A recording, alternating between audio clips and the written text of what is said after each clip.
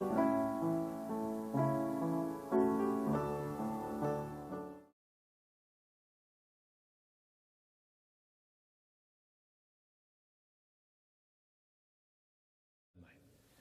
dis die konteks hiervan. Hulle moet dit glo.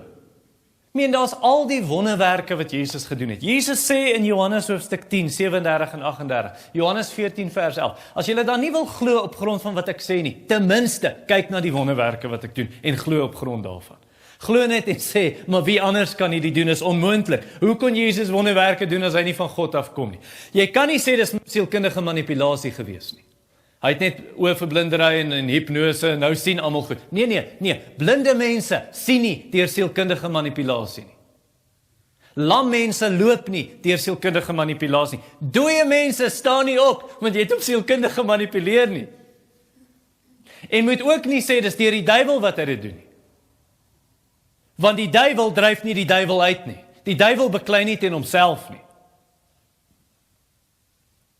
So die bewyse is op die tafel. En nie net vir hulle nie, vir ons ook vandag. Die bewys is op die tafel. Jy het net twee opsies. Jou eerste opsie, C.S. Lewis verduidelik hierdie mooi, ek gaan dit nou sommer my eie woorde sê. Jou eerste opsie is, bely jou ongeloof as sonde. Sê, dis nie reg nie, dat ek ongelowig is nie. Bely dit as sonde, en dan glo jy Jesus, jy is lief vir Jesus, jy bewonder Jesus, jy aanbid Jesus en jy volg hom. Dis opsie 1. Opsie 2 is, jy skryf Jesus af as 'n mal mens, en jy spoeg op hom. En dan roep jy saam met die skare, weg met hom, kruisig hom. Jou enigste opsies.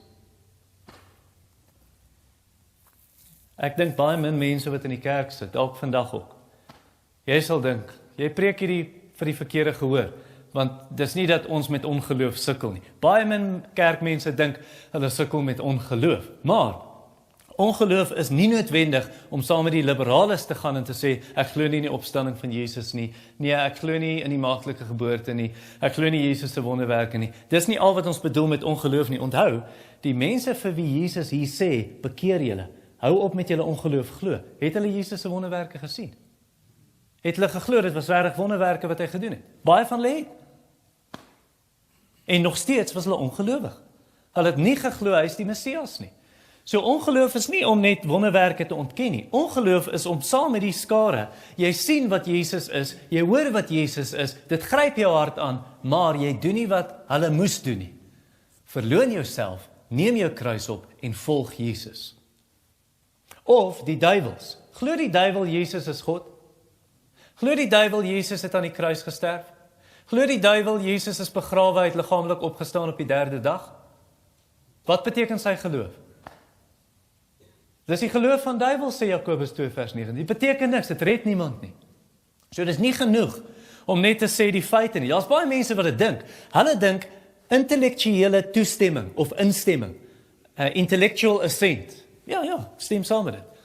Intellektuele instemming is genoeg, dink hulle. Daar's hierdie groep in die VSA is dit sterk, hier en daar sleef van dit in ons land kry, maar in die VSA is dit 'n sterk beweging gewees in die laat 80s. En eintlik vandag nog, anti-lordship salvation.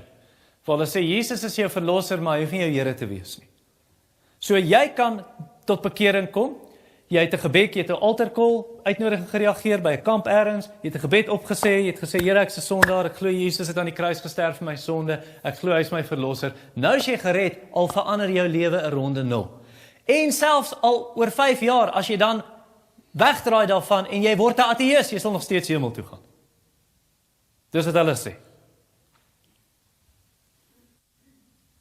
Intellektuele instemming is nie genoeg nie. Om net te sê, ek glo net die feite in my kop, wel dis wat die duiwel doen. Die Bybel sê, in Lukas 24 vers 47, sê Jesus vir ons, die boodskap wat die apostels moes preek toe hulle uitstuur is, bekeer julle tot die vergifnis van sondes. Gaan verkondig, bekering en vergifnis. Daar's vergifnis as jy jou bekeer tot die Here.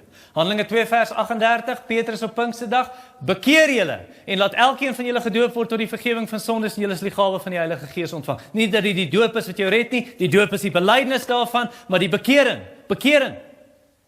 Handelinge 3 vers 19, bekering en vergifnis sal kom. Bekeer julle en daar sal vergifnis wees, tye van verkwikking sal kom.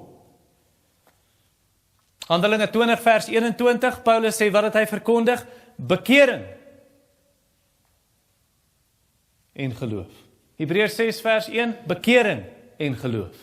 So bekering en geloof is nie eintlik twee dinge nie, dis een ding. Bekering is, ek bekeer my van my ongeloof om in Christus te glo.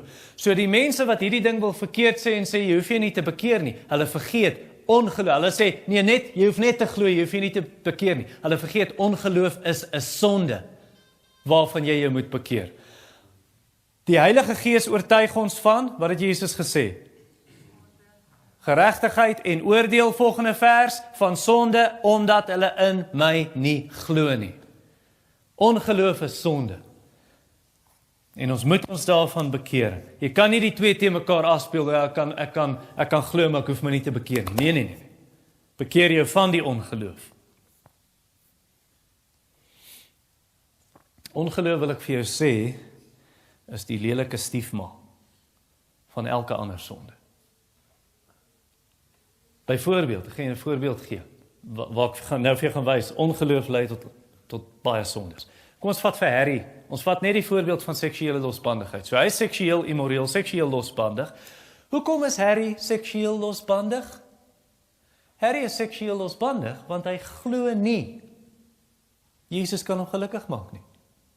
Hy dink, soos hy vrou in Johannes 4, ek moet hierdie man hê, en dan hierdie man, en dan hierdie man, en dan hierdie, dit gaan my geluk, maak hom nooit gelukkig nie. Jesus sê, ek sal vir jou water gee, drink daarvan, jy sal nooit weer dors word nie. So Harry is so. Harry is seksueel losbandig, want hy glo, kom ek sê, hy glo nie, dat God goed is nie. Hy dink, God weerhou die lekker dinge van hom. Nee man, het God regtig gesê, jy mag van geen boom eet nie, Eva? Kyk, God wil net al die lekker dinge van julle weghou. Eintlik het God gesê, ek kan van al die bome eet, net daar een. En nou Harry is so. Hy dink, nee, as ek net een vrou het, gaan ek nie gelukkig wees nie. Die Here wil goeie dinge weghou, ek moet al die vroue hê. Almal moet myne wees. Sterkte Harry. Harry is seksueel losbandig, want hy glo nie, God sien alles nie. Hy dink wat hy in die donker doen agter toe deure, die Here weet dit nie. So sien jy, wat doen sy ongeloof? Harry is seksueel losbandig, want hy glo nie, God is heilig nie. Hy glo nie, God is regverdig nie. En hy glo nie, God sal straf nie. Hy glo nie, God sal sy woord hou nie. Hy glo nie, wanneer God in Efesiërs 5 sê, in vers 5 en 6, seksuele immoreles sal die koninkryk van God nie ingaan nie. En is as gevolg van dit, dat God se oordeel, God se wraak, God se straf, God se toorn gaan kom. Harry glo dit nie. Hy dink, ja, miskien vir ander mense nie in my geval nie. Die Here sal my laat gaan op die oordeelsdag. Hy is nie regverdig nie. Hy is nie heilig nie. Hy sal nie daai belofte hou nie. Hy is nie waar hy kan nie geglo word nie. So sien jy dat ongeloof maak dat Harry so 'n lewe leef. En so ongeloof maak dit ons enige sonde doen. Dis omdat ons daai dinge van God nie glo nie. Dat ons dink ek kan dit doen en dit maak nie saak nie. En miskien kan ons dit 'n stap verder vat en sê Harry glo nie God bestaan nie. Dit kan so ver gaan. Weet jy hoekom is hy 'n ateïs of noem hy homself 'n ateïs? Dis net 'n gerieflike verskoning vir sy sonde.